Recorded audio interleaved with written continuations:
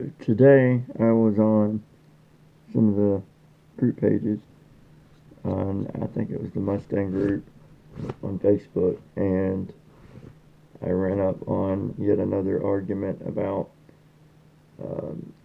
hey, I got this car, what kind of engine oil can I put in it?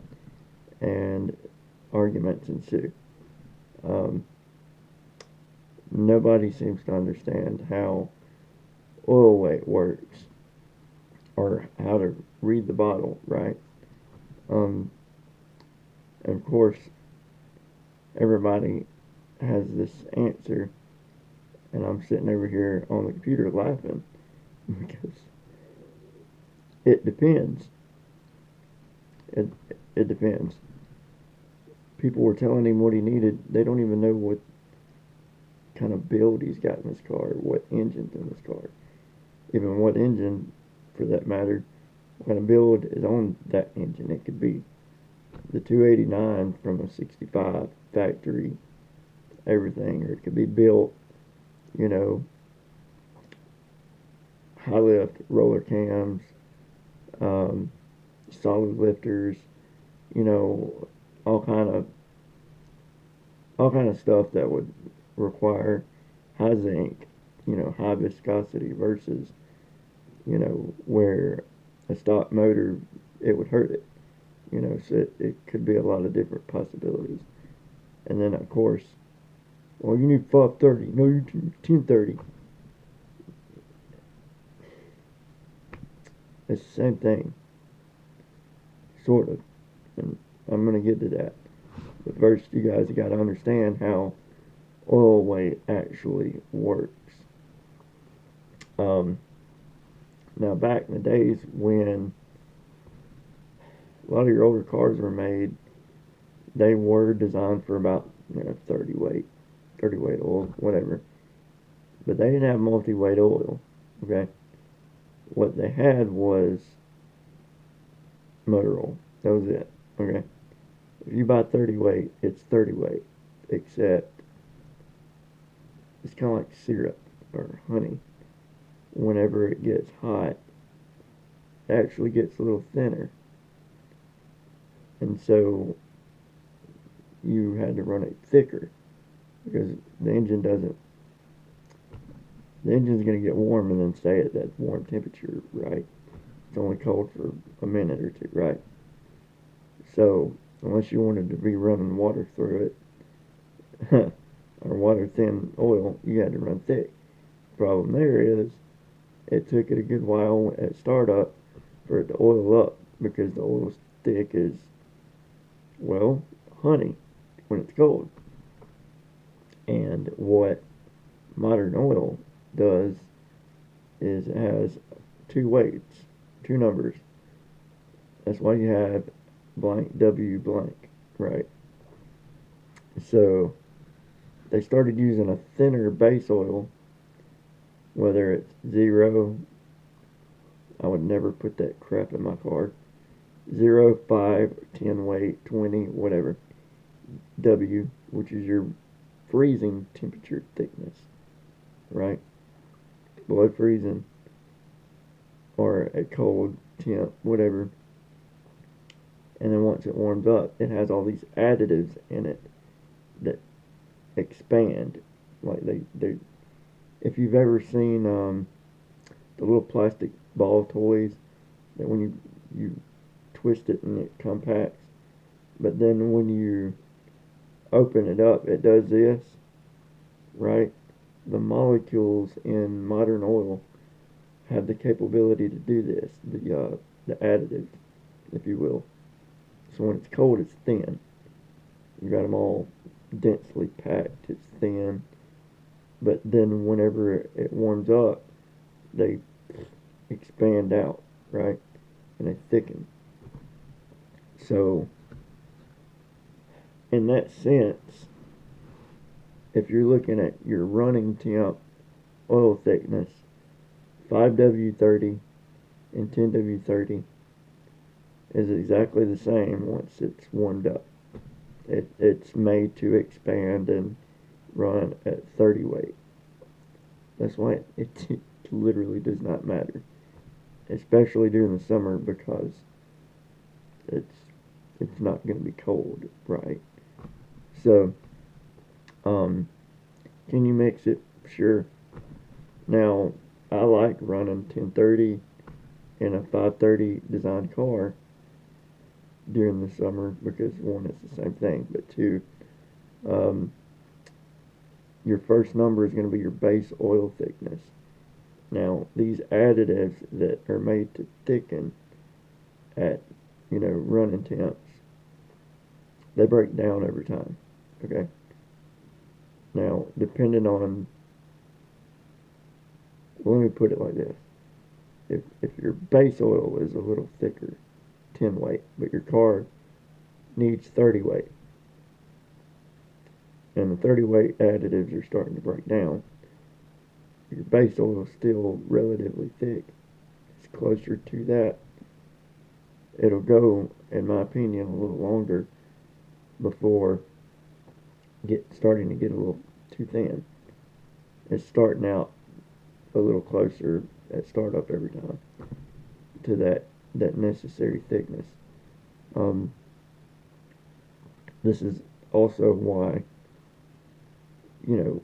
if you lose track of your mileage or whatever, you can usually kind of tell in a car with 130,000 or more miles when you need to get oil change, because as the oil gets thinner, a lot of your cars have hydraulic lifters, and they use the thickness of the oil to stay spread out and take full advantage of valve lift, right?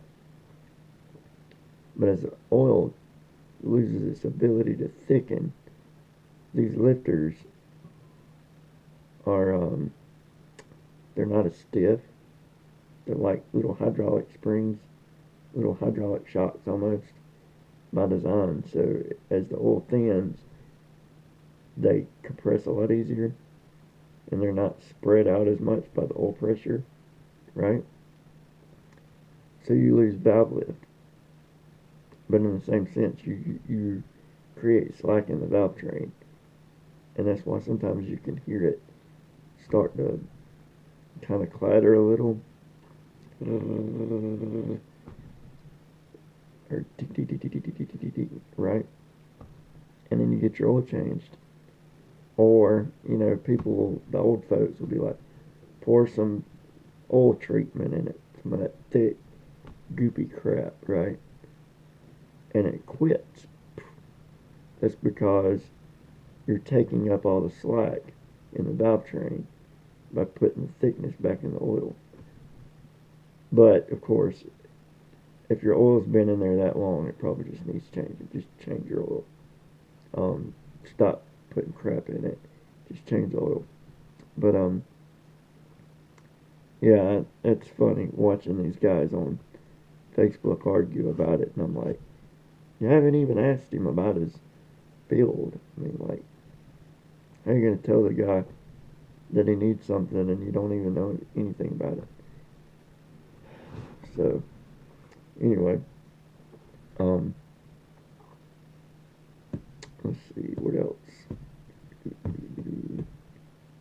It's also why I would not ever run zero weight oil, because once it starts breaking down, it's gonna get thin rapidly. Like, I mean, it's like water. Zero weight, really?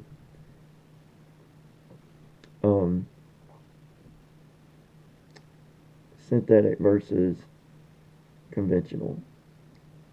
Synthetic oils have better additives in them and more additive percentage. Um, Synthetic oil is not actually synthetic oil. I know it sounds weird, but the oil base, it's still conventional oil, but you have a higher percentage of synthetic mixed in of the additives that expand, right? So that's why it lasts a lot longer under stress and shearing forces and grinding these molecules. they're able to go a lot longer when and not lose their ability to thicken.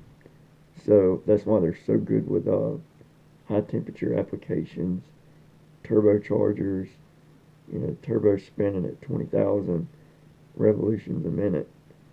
I mean, it'll on a macroscopic scale, it shreds oil molecules to pieces. But the synthetic oil has a higher percentage of the synthetic additives that are the expanding properties, so the oil goes further without losing its effectiveness. And that's why you see requirements in at least turbocharged vehicles, like, please God, use synthetic. Because not only the shearing forces of the turbine bearings, but when you kill the car and the turbo is like uber hot, I mean, this thing's ran by the exhaust. Okay? And free flowing exhaust, it's already hot.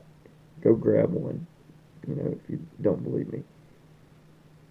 But the turbocharger actually restricts the exhaust right on the manifold.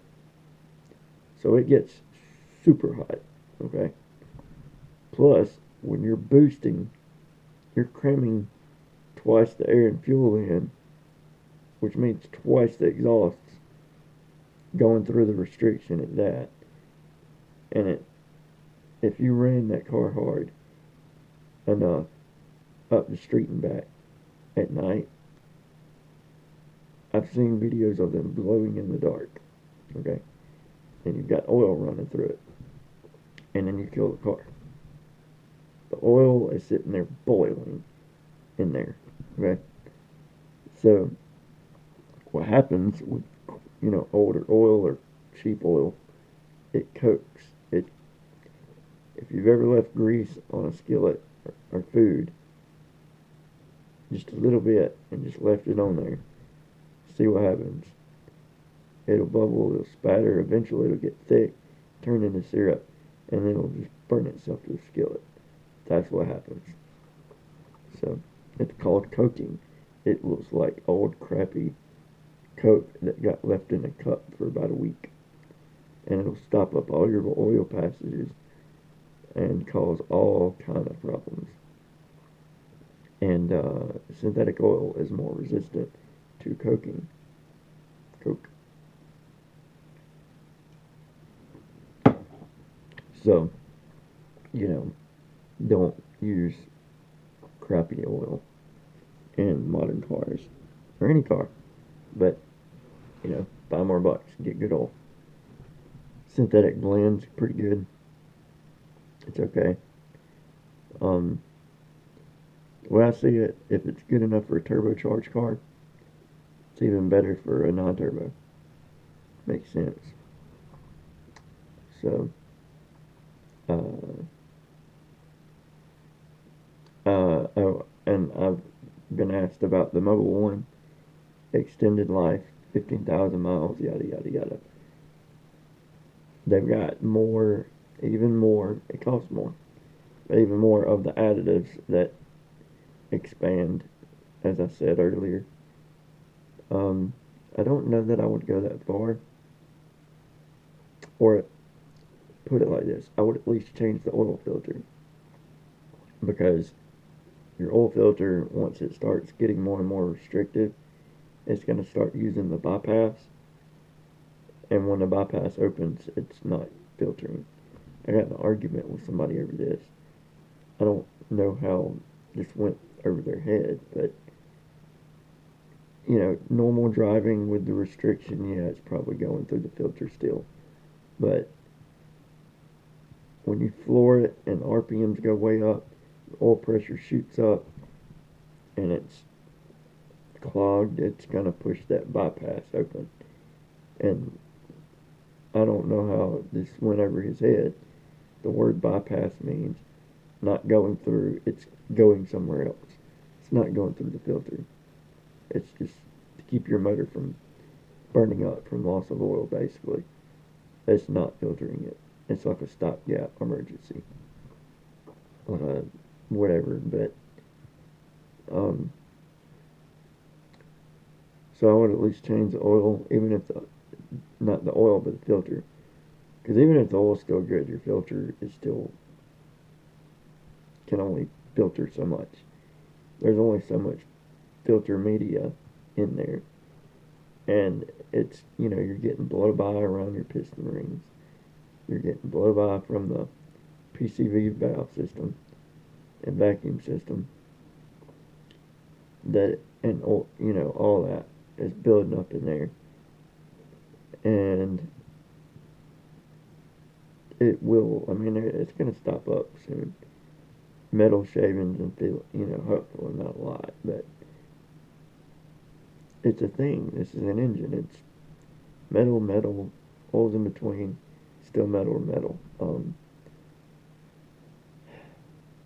And the more miles you get, the quicker it's going to get dirty because of the blow by around the piston rings. It's just a fact. Um, PCV valves that are not operating right, or they're stuck open or gummed up or whatever. Honestly, I'd change the PCV valve or clean it out every oil change. At least check it. If it's gummy, dirty, whatever, or you're bored, a little bit of gasoline in a cup or something, just slosh it around. Something, do something. Because those suckers get stuck open. It's a huge vacuum leak. Um, and you're going to lose a lot of gas mileage and power that way. Um, or if it's stopped up or stuck closed, it's going to create a lot of crankcase pressure and start blowing oil out of all the gaskets. So, could go either way. Either way is good. Um, but a couple of tips, I thought to throw at y'all. It's late at night, but we went and got her some oil today. Actually, good Wicks filter, and if you haven't, look up a couple of videos of cutaways of oil filters. We sell them all, Orchid Parts store. But I can tell you right now, they are different. Wicks are good, K&N's good. There are a couple of mediocre ones. I'm not going to name names, just look them up, okay? But a lot of them they're made of cardboard, basically, inside, and dude, just look them up. Just trust me, okay? It'll blow your mind. Plus, you're looking at the number of pleats are going to maximize your flow and capacity. I mean, if I make a filter out of a straight sheet of paper, it's only going to flow this much, right? But if I zigzag it from a piece of paper this long, and then cram it in there a bunch of zigzags, it may be in there that same space, but when you stretch it out, so your filter coverage, it's going to flow better, just like air filters in your house. And a lot of these old filters, I mean, you can see, like the Wicks, they're packed in there, whole bunch of pleats. And K&N ones, I think, were one of the longest. Wicks are really good. Mobile One, stuff like that, Bosch, Mopar, like your OEM ones are pretty good, but they cost a lot. But yeah, check them out. It's pretty interesting seeing cutaways on them, and then try to make a decision there. Um, and then if you are running this, super mileage or synthetic or something that lasts, you'll have a good oil filter to match, and it'll go the miles as well. So I don't want you running at 15,000 miles with the same oil filter full of crap, and crap in the oil, because when you floor it or get out on it and get out in traffic, it does the bypass and then dumps a bunch of greedy crap in your oil flow, right? That'd be bad. I actually had that happen with my Fairlane, and it locked up the oil pump and broke the shaft coming from the distributor. So, and then later on, it spun the crank bearing after I had fixed the oil pump and completely dumped the pan and cleaned it out and then put the oil pan back on. It was too late. It had stopped up some of the oil passages in the crank bearings. So, yeah. Anyways, I didn't do it. I bought the car from somebody else, and then it happened. Not my fault, but you know. Anyways, maybe that'll save y'all some trouble down the road. So good.